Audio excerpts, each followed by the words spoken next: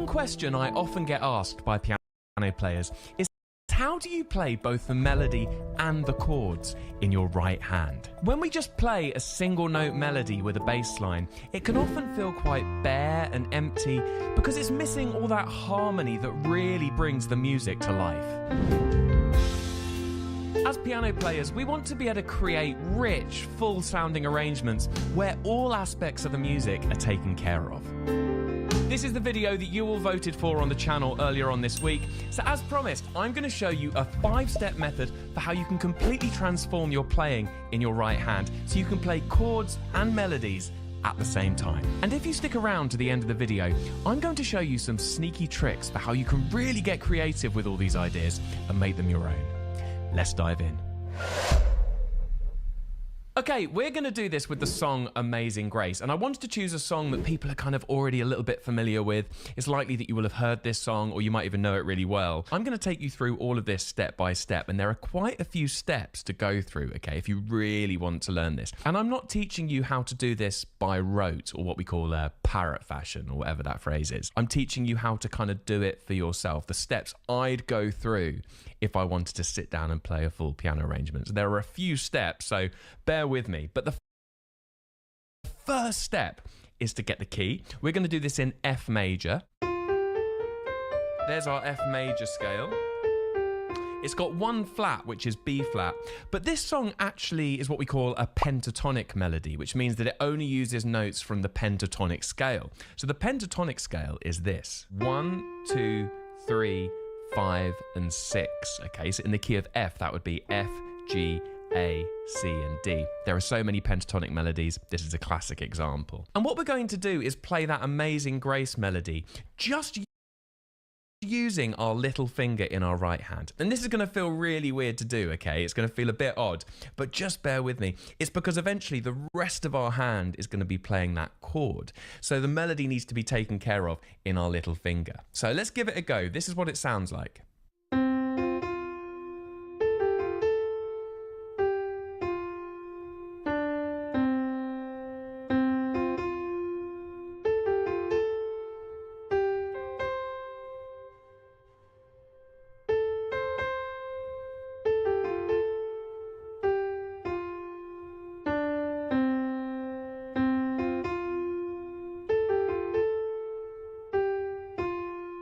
Now, there's quite a lot there with that pentatonic melody. It's quite a lot to kind of get under your fingers. So if you want to follow along at home, there's a free PDF lesson book which you can download. The link is in the video description. It's got every single step written out with all the notes, all the notation. So you can kind of follow along really carefully with what I'm doing. Go and grab that. It's completely free. I'm now going to have a go at adding some chords. Okay, now, before we even think about adding the melody as well, we need to work out what those chords are. This is kind of like a method for working stuff out by ear.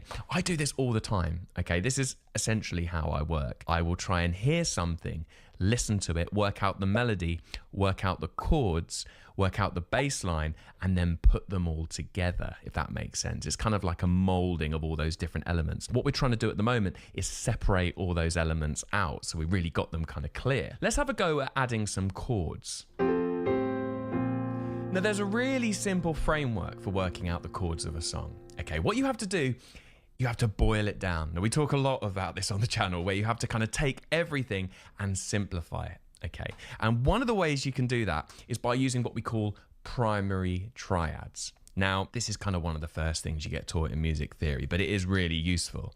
It's the triads in a key that can essentially harmonize any melody in its bare form. Now, when people play the song Amazing Grace, when they're improvising, you know, with gospel players or whoever playing it, they will put in so many what we call substitutions. They might go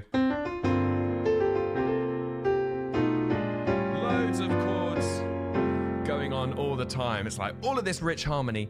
What we're going to do is we're going to kind of remove all of the layers of all of that harmony, all of that stuff that's going on, and go back to the song in its barest form, its simplest form, just using the primary triads, chords 1, 4, and 5 in a key. So in the key of F, F would be chord 1, B flat would be chord 4, and C would be chord 5. So we should be able to harmonize the song Amazing Grace just using those chords. And we're going to kind of do this by ear, and I'm going to talk you through it, right? So we're going to go. Apologies, I'm going to sing the melody just so we can follow along. I'm not going to try and play it at the same time. I'm just going to sing it so we can work out that underlying harmonic framework. So it goes, amazing grace. So it starts on chord 1. We're in the key of F. We're starting on that home chord. It's then going to go to chord 4. How sweet the sound. So we're just rocking between chords 1 and 4 to begin with, okay? F and B flat. It's then going to go, that saved, stay on 1, 1, then 5. That's where we're going to use that C chord, okay? Listen what would happen if I used a 4 chord just at that point. That saved a wretch like me. Sort of works, kind of sounds quite sort of warm, but actually that's the chord we want there. The melody is actually on a C, like me, and that's where we're going to put that C chord in. So far we've got amazing grace, and then chord 4, chord 1, chord 1, chord 1, chord 5. Okay, let's keep on going. I hope this is making sense. Then this goes to chord 1. I once was lost. Then it goes to chord 4. But now I'm found. See, it's kind of similar to that intro where we go between 1, 4, and 1. It then stays on 1. I was blind, but now it goes to chord 5. That's kind of a little moment. Now I see. We're going to end on 4 and go back to 1. By the way, one of the things people often ask me is, why do I talk about chords 1, 4, and 5 when it's a lot easier just to call them F, B flat, and C? Well, the reason is, if you call them chords 1, 4, and 5, it makes it so much easier when you want to put something into a different key. If you learn a song completely just using the chord names, you're going to be so limited because you're only going to be able to play it in that key. As soon as you start thinking in terms of numbers and kind of the kind of relationship of where those chords are in the key, it's going to really free you up further down the line. You have to kind of trust me on that. In the short term, it's easier to think of the chord symbols, but in the long term, really start thinking about the numbers. It will completely change the way you think about music. Okay, so we've now got that harmonic framework and that melody. Now, there's a simple little trick that I use when I'm kind of working with piano players that are trying to get this down, and it's called tune, chord, tune. Okay, I don't know if you've heard of this before. I think I came up with it, but I might have nicked it from somewhere. I don't know. It's one of those things that sort of you just kind of do and then forget where you learnt it. What you do is you play the tune first. Okay, so I'll give you an example, right? So that's the chord.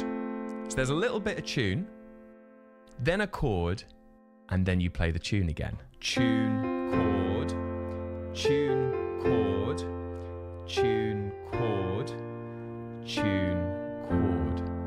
Does that make sense? Just watch my right hand here, okay? That's the area to focus on. I'll do it again. Tune, chord, tune, chord, tune, chord, tune, chord. And it's actually, when I'm saying the word chord, I'm still playing the tune. It's that the top note of my voicing is actually playing that melody note. Do you see? You see that? The F is the melody note on that first phrase. Tune, chord, it's there. So it's quite a lot to do that all in one step. What we're going to do is we're actually just going to play the chords. We're going to leave out all those little fiddly bits of tune for a little bit later. We're going to leave that till later, okay? So let me show you what this would look like. I'll sing the tune as well so you can hear it. Amazing grace, how sweet the sound that saved a wretch like me. There it all is, okay? You might want to, there is that little button you can press on the YouTube video where you can slow it down to different speeds. It really might help with something like this if you just want to follow what I'm doing a little bit or really go even slower. I'm going to do the next section just so you can follow along. I once was lost, but now I'm found.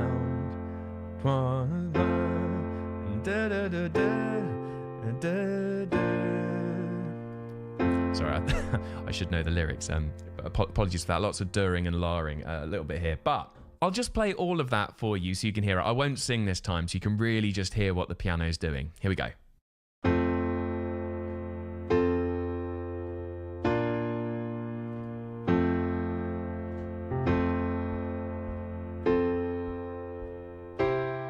That's the first half. Here's the second half.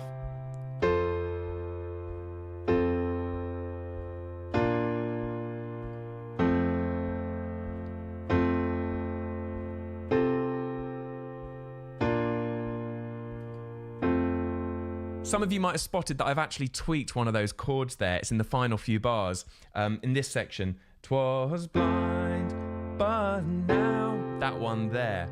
F over C. Okay, rather than just doing a straight C triad, I've actually made it F over C. I think that sounds really nice. Going to B flat and then back to F.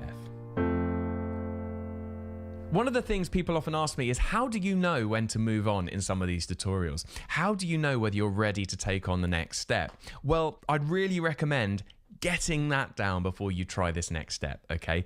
If you can play the tune on its own and you can play the harmonic framework, those chords with that melody note at the top in your little finger, you're going to find this next section so much easier, because we're now going to put together the tune with those chords in one hand. So I'll talk you through it. Here it is. Tune, chord, tune, chord, tune, chord, tune, chord.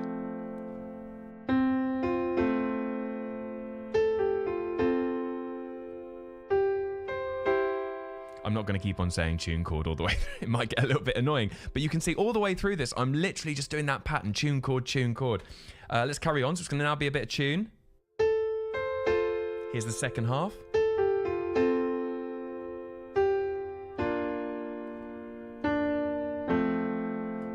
Tune chord, tune chord. See it?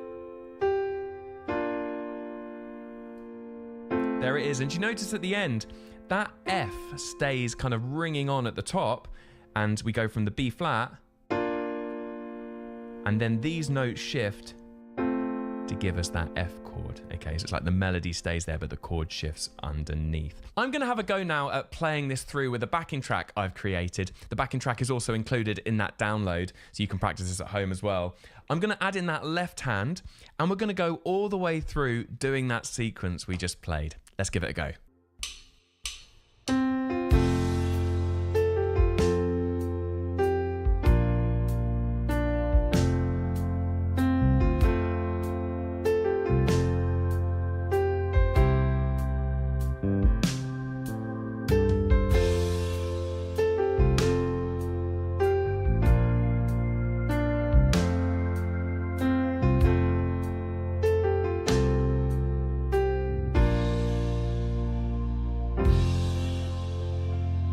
Now, at the beginning of the video, I promised to show you some little tricks, some little creative tips of how you can really make this your own.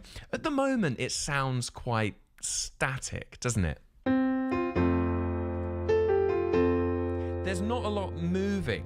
It's like dum, dum, dum, you know, like a march or something like that. You know, it's got that kind of repetitive kind of feel to it. We want something that kind of makes it sound a little bit more flowing in the accompaniment style. And a really quick way you can add this in is by using your thumb as a kind of launch into the chord. Let me show you what I mean, right? So, do you see that? So, what I was doing before was just going straight to the chord.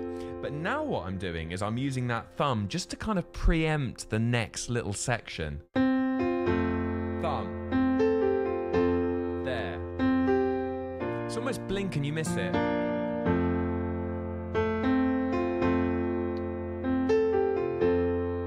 Thumb. It kind of just gives it that extra bit of movement, that extra bit of energy. It really just propels that music forward. I'll keep going.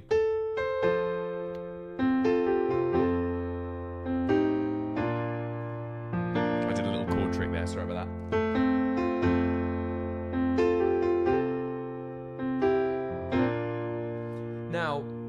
Another thing we can do is add in a few more chords here, okay, to make it a little bit more varied, get it out of that 1, 4, and 5 sound. So at the end, I think we should do what we call a McCartney walk down. I don't know if you remember on the channel, a little while ago, I did a piano power-ups video where I broke down a little trick Paul McCartney uses at the end of the intro to Let It Be. So I'll play the intro in F, which is the key we're doing Amazing Grace in. Normally Let It Be's in C, but I'll transpose it up to F. So it goes...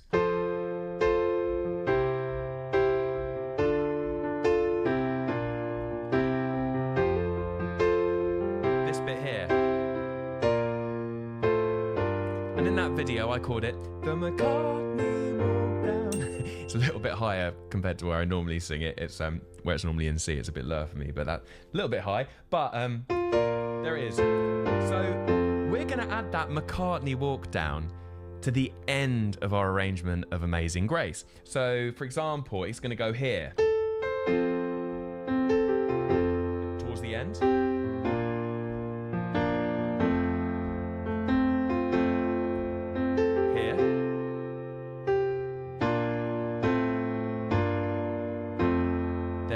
So that is our McCartney walk down, the McCartney walk down. And I'm voicing it, I'm keeping that melody note at the top, but those little passing chords, that walk down, it goes B flat, chord 4, to F over A, to G minor 7, and to F. Okay, I'll just play that again.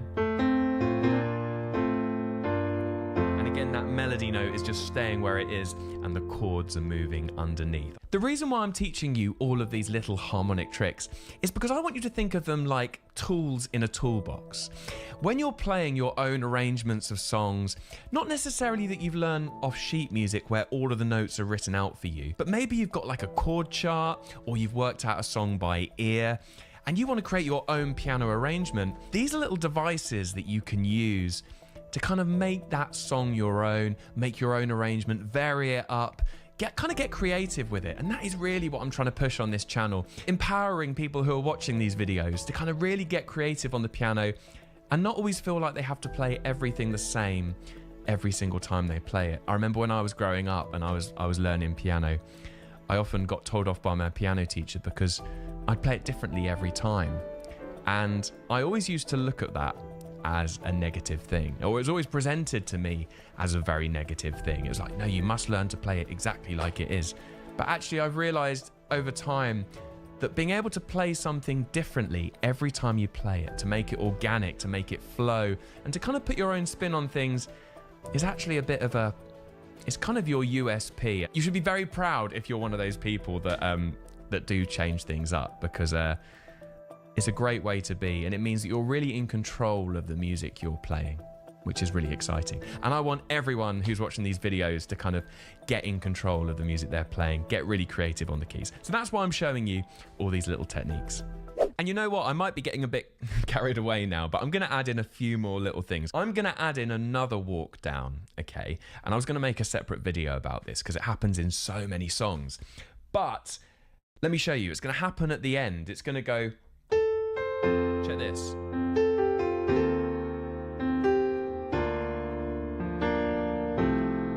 Now something weird's going on there, right? I'm using an E flat in my left hand. I'm walking down the notes kind of F major, but I've changed the 7th note of F major from an E natural to an E flat.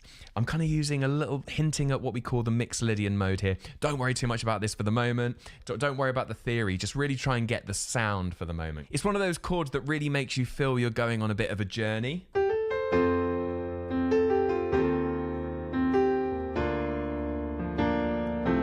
See that? So the chords are F, so it goes I, F to F over E flat, okay? Hinting at that Mixolydian mode, F over E flat, then it goes to B flat over D, then to F over C. And it just kind of varies it up, gets it out of that kind of 1, 4, and 5 space, moves it on a little bit, kind of makes it feel that the song is coming to an end. I'll do it once more.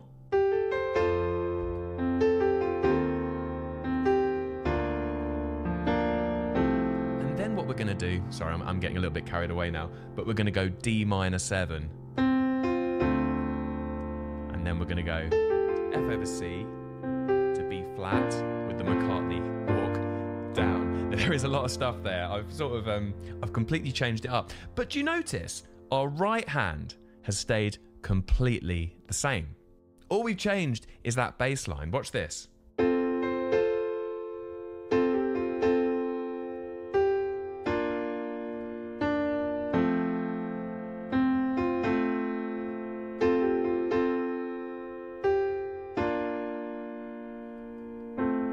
Just stayed the same. It's the left hand that's kind of really altered that harmony.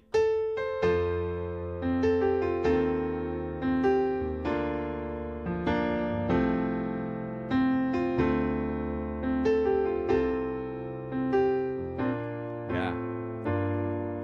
There it is. Okay, nice. Now, before we play it all through, I'm going to show you one more little chord trick that you can use. I know I've covered so much ground in this video, so do feel free to rewind it, go over it, check it all out, because there's a lot of stuff in here. But I'm going to show you one more trick that you can use. It's kind of a way of adding tension the first time you play a song through like this, okay? Particularly a song with a pentatonic melody. It's kind of a way of adding just a bit of tension, like something's coming before you kind of unleash all of those chords we worked on and that whole kind of full piano arrangement.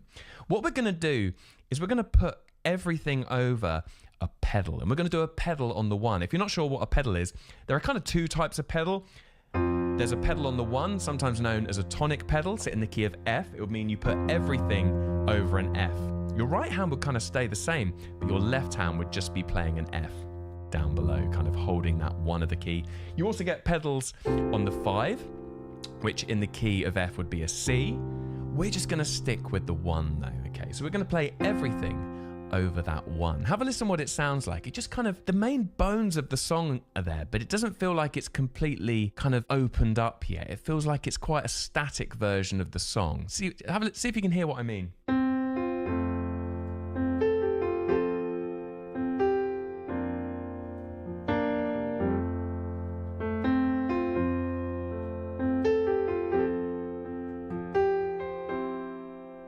That's such a lovely chord, C over F. I love that one.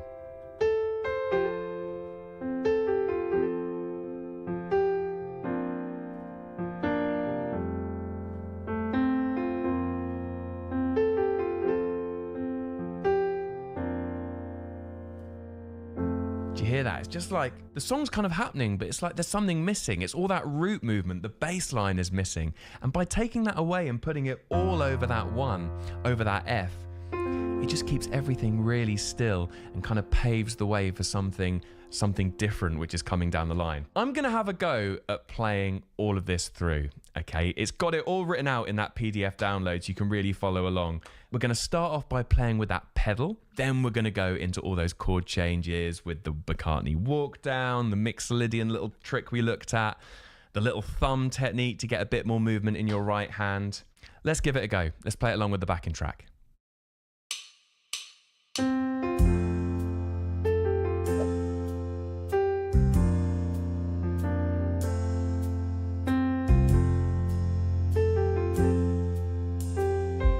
Keeping it really still over that pedal.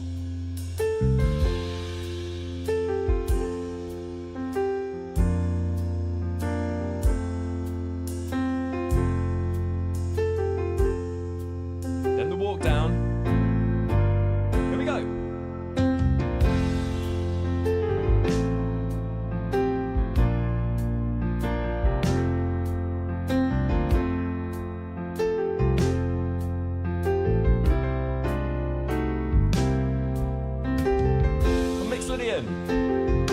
Woo. D minor. Then the McCartney walk down. Last 2 bars up high. Then that walk down. Let's do a low one.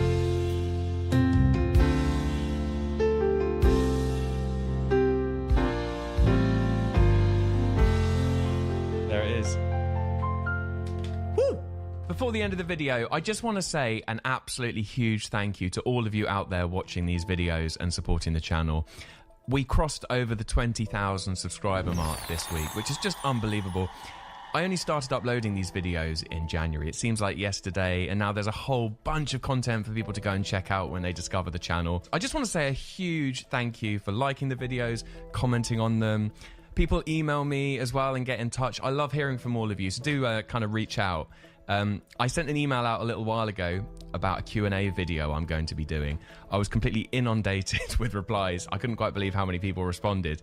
So I'm working my way through all of those replies. I'm replying to every single one. So if you haven't received a reply just yet, hold on tight, it's coming. Yeah, thank you for all this support. I've recently gone full-time on this channel. I'm now working completely on the Keys Coach. I want to develop it into an amazing creative platform for people to learn piano. I think there's a real space for people to learn piano in a way that doesn't necessarily follow the traditional methods and is fun and gets you playing piano right away, whilst also understanding the theory and also the oral skills that come with playing piano. It's really important to kind of develop your ears as well as your skills on the piano, because then you can begin to play songs by ear and play in a much more kind of organic way where you're kind of in control of the music you're playing. So that's where I'm heading. I can't wait to see where it goes. Thanks so much for being on this journey with me. Don't forget to go and download your free PDF lesson book. It's got all of the notation for everything I've covered today.